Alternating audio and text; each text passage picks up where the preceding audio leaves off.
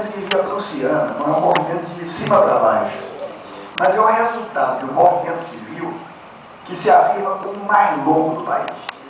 Várias pessoas têm repetido, inclusive o Vitor Raulfino, que o movimento negro no Brasil é o movimento social de maior duração do país.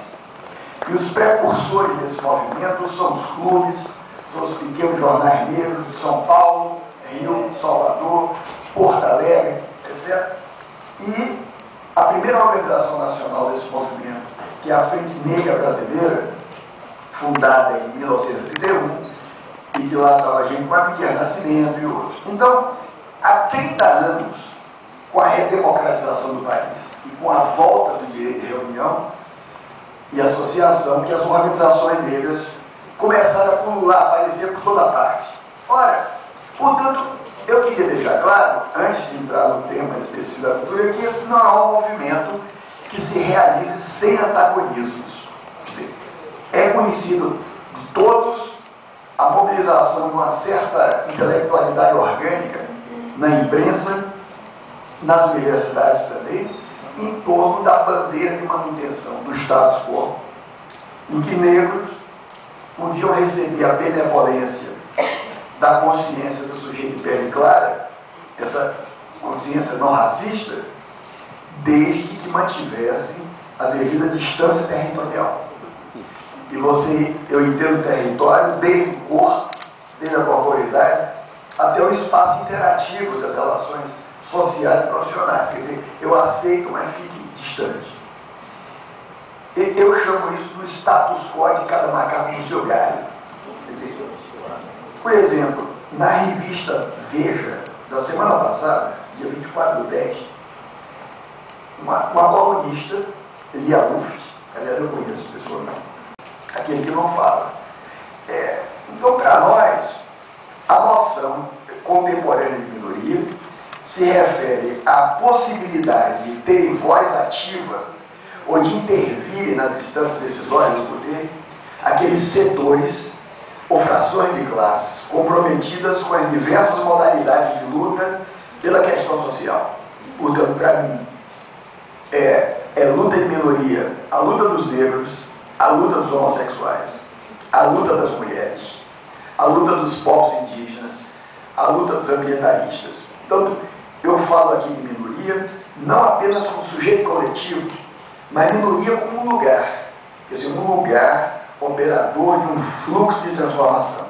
Portanto, é uma transformação que visa novas identificações na relação ao mundo do trabalho, das representações urbanas, por meio do trabalho cultural. Portanto, o segundo conceito-chave, primeiro é minoria, com possibilidade de falar, de ter voz, e o outro conceito-chave é cultura. Eu não vou me estender aqui sobre as dificuldades desse conceito, são muito mais conhecidas, e tem grandes especialistas aqui nisso. Mas eu queria abordar aqui a questão da cultura, que foi, aliás, trazida por Franklin. Cultura como processos sociais. A cultura como processo social que se materializa em repertórios de classificações de níveis diferentes, que é que a gente entra em contato. A gente entra em contato com os repertórios da cultura. Então, dentro da perspectiva que leva em consideração os processos e os repertórios da cultura, há várias vertentes contemporâneas e eu vou me ater aqui a duas delas. Primeiro, entender a cultura como a instância em que cada grupo organiza a sua identidade.